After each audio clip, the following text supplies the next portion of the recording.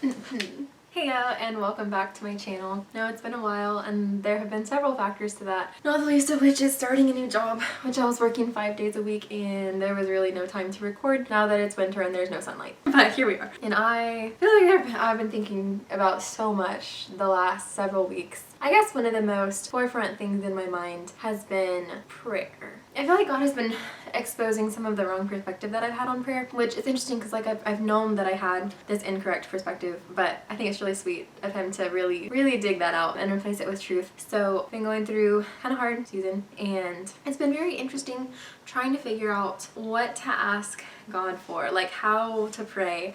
And I feel like he's been so sweet and encouraging me to just ask for what I need. And then I realized, like, God, I don't even really have an imagination for what I need. Like, I don't really know how to imagine a scenario in which this is good. Like, I don't know what I would need to be able to just make it through today and be content.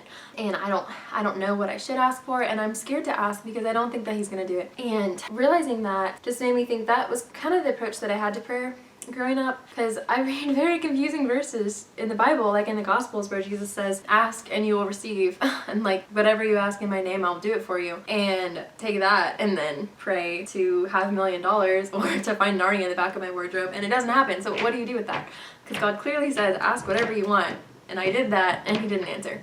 So I feel like that leads into this kind of like weird space of trust but distrust, like that I know that God never lies, so somehow what he says must be true about we can ask whatever and he'll do it. But then I have experienced him not answering, and so rather than keep asking and keep having it not be answered, the easiest path for my little brain is just to not ask. Noisy neighbors. The easiest way to reconcile those is to just not need anything, not pray about anything, and just accept whatever happens to me as God's will, but never like ask him for anything different or anything special, which works because then I don't have to experience that confusion and that paradox of him not doing what I'm positive he said that he would do, trying to hold that belief with my experience and try to figure out how it all makes sense. So that was my simple solution as a kid. And then I feel like I went through another hard season of God teaching me a lot about how I can ask for his emotional provision, I guess, and to feel close to him. And during that season I was memorizing 1 John, and there were some very interesting verses in there that I was thinking about and trying to reconcile myself with. But I feel like they shed so much light because it's basically the same verses as you get in John and whatever other gospels, but there's a little caveat there. And John says this a couple times, but for example there's one near the end of chapter 5 where he says, if we ask anything according to his will, we know that he hears us. And if he hears us, whatever we ask, we know that we have what we asked of him. So that's another, like, we ask, we know that God hears us, and we know that he gives it to us. But there is that little caveat of according to his will. And the first time I read that, I was like, that's stupid. So we just say, God, I pray that whatever you were already going to do would happen. What's the point of prayer then? That seems so pointless. So it doesn't work to just pray anything because God's just gonna do whatever he was gonna do anyway. But since then, thinking about it's become very comforting because it's changed my whole perspective from what do I want to what is according to God's will for me in this situation. And there are so many situations where you go in life and you're like, what is God's will for me? I don't know what I'm supposed to do. I don't know what he wants from me. And so it's not always like a simple answer of like, oh, I know what God's will is. But really in praying and thinking about it, I feel like it just shifted my perspective so much and drew my heart so much closer to God, because then I was really seeking him to get to know him. Like, how does he move? How does he work? What does he want from me in this situation? What am I positive that I can ask for and receive, and then have my faith strengthened by him answering me? I don't know, it just totally changed my perspective on these different situations that I was in, where like the obvious answer that my flesh desires, I'm like, well, is that really what God wants for me?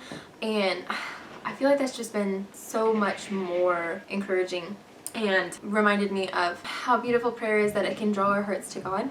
Like there's a verse in Psalms that says, delight yourself in the Lord and he will give you the desires of your heart, which I kind of take to mean like we delight ourselves in God and he becomes the desire of our heart, and he always gives us himself. He always gives us himself. He is always available to us no matter what. That is something I have very firmly come to believe. And so there's things like that that I find very encouraging, that he can change my heart and my perspective to desire the things that he desires and to want the things that he wants, and then to know that my prayers are going to be answered because now my heart is more aligned with his heart and I'm seeking his kingdom first and his righteousness, and then the other things will be added unto me. Instead of praying prayers and feeling like God's not doing anything, it's changing me as a person, not changing my circumstances to give me an easier life, but changing me to be more like God.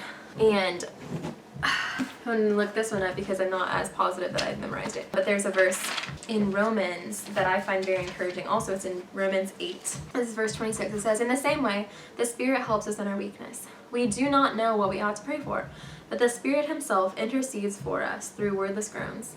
And he who searches our hearts knows the mind of the Spirit, because the Spirit intercedes for God's people in accordance with the will of God." And so I find that very encouraging too, that like as I'm trying to learn and discern what is according to God's will that I can ask for and receive, that the Holy Spirit is praying for me, and the Spirit prays according to God's will for us. And so that was just a little sweet encouragement on top. But it's been challenging me to expand my imagination to think about, okay, what is it that could be in accordance with God's will for me in this situation, because I'm in a situation where having just a lot of like physical pain, and I know that it's not God's will for that pain to go away. I know that's the easy, obvious solution, and I can't pray for that. So I'm like, okay, what can I pray for? Like, what would be God's grace to me in each and every situation, every single day, that would be what he wants for me and would be something that grows me? Like, what can I pray for to learn through this or to be encouraged about through this? What small mercy can I pray for that I could then accept as his provision for me and be content with, instead of just not being in pain? So I don't know, I just feel like it's grown me a lot to imagine what the heart of God is for me, and to find his mercy,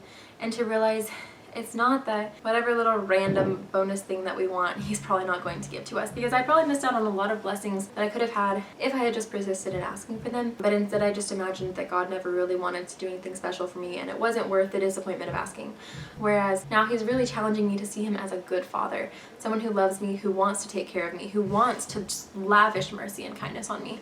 And while there are some hard things that he wants me to walk through that he's not going to take away, it doesn't mean that he wants it all to be total misery and super damaging to my faith and just this horrible spiritual slog that I have to push through until I get to the arbitrary end. That he has good things for me in every single moment, and he wants me to find my joy in him and to be content in him in the middle of going through the sufferings and in the middle of the hard things that are going to shape me and grow me in ways that I want to be shaped and grown. And just how to have peace in the middle of that. So I don't know, interesting thoughts that I had a very wrong perspective on prayer, and I'm glad that God is trying to change that. I know I'm not supposed to see him as a genie, but that it is possible to grow closer to him, to understand who he is, and to learn more of what his heart would be, to imagine more of what he wants for us in every situation, and to pray for that, and then to feel comforted knowing how good of a God he is, that it is not his plan to just take away the pain, but it's actually his plan for something beautiful to come out of it, something that I want so much more than to just keep living a normal life. And to realize that and be praying for that and looking for that instead of just wanting to get out of the hard things. So I think that's all my thoughts on that. Thank you for watching, and goodbye until more interesting things happen.